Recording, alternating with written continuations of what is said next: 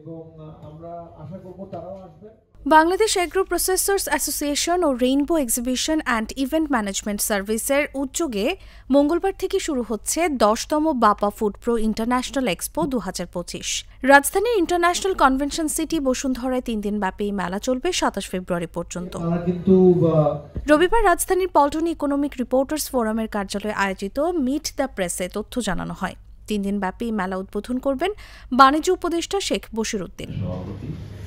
এই আয়োজনের মাধ্যমে কৃষি, ফুড, ডেইরি ও বেভারেজ প্রক্রিয়াজাত খাত দেশের সক্ষমতাকে বিশ্বের সামনে তুলে ধরতে গুরুত্বপূর্ণ ভূমিকা রাখছে বলে মন্তব্য করেন মেলা কমিটির চেয়ারম্যান, প্রাণ আরএফএল গ্রুপের চেয়ারম্যান ও সিইও আহসান খান চৌধুরী।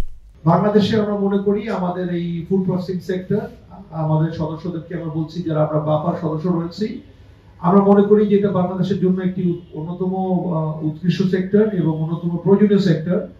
আমরা কৃষিকে প্রক্রিয়াজাতকরণের মাধ্যমে কেবলমাত্র বাংলাদেশে নয়, পৃথিবীর প্রত্যন্ত অঞ্চলে আমরা কৃষিকে পৌঁছে দিতে সচেষ্ট হই এবং তারই আয়োজন বাপা ফুড প্রোর আয়োজন করা হয়েছে, যেখানে আমাদের উৎপাদিত পণ্য সামগ্রী আমরা প্রদর্শন করব। তার পাশাপাশি আমরা পৃথিবীর বিভিন্ন দেশের যে প্রযুক্তি রয়েছে, দেশের বাইরে নিয়েও না গিয়েও কিভাবে আমরা এই প্রযুক্তি এখানে দেখতে পারি সেটাও কিন্তু আমাদের ব্যবস্থা এখানে আমরা করতে পারবো।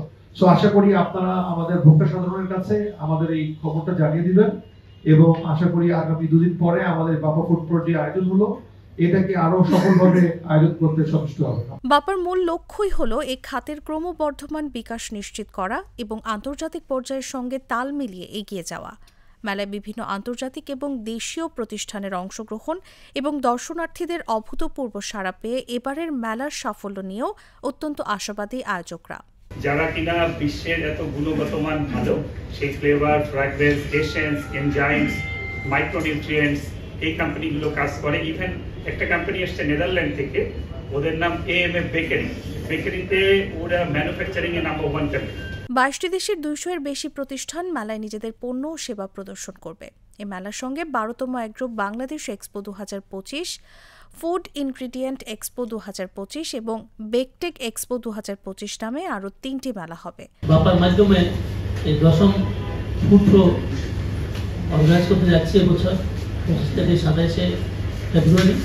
আমাদের এই উদ্দেশ্য হলো বাংলাদেশের এগ্রিকালচার সেক্টরকে কীভাবে এগিয়ে নেওয়া যায়, কারণ বাপা হলো অ্যাগ্রো বেসড ইন্ডাস্ট্রি সংগঠন এবং বাংলাদেশের খাদ্যপণ্যের মান আগের চাইতে অনেক ইমপ্রুভ করছে এবং বিদেশের কোথাও বাংলাদেশের খাদ্যপণ্যের মান নিয়ে কোনো কমপ্লেইন এখন নাই।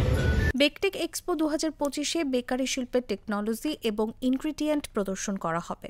সবার জন্য উন্মুক্ত এই মেলা প্রতিদিন সকাল 10টায় শুরু হয়ে সন্ধ্যা 7টা পর্যন্ত চলবে। মেলায় প্রদর্শনী ছাড়াও প্যানেল আলোচনা অনুষ্ঠিত হবে। তাসলিমা তিথি, জাগো নিউজ।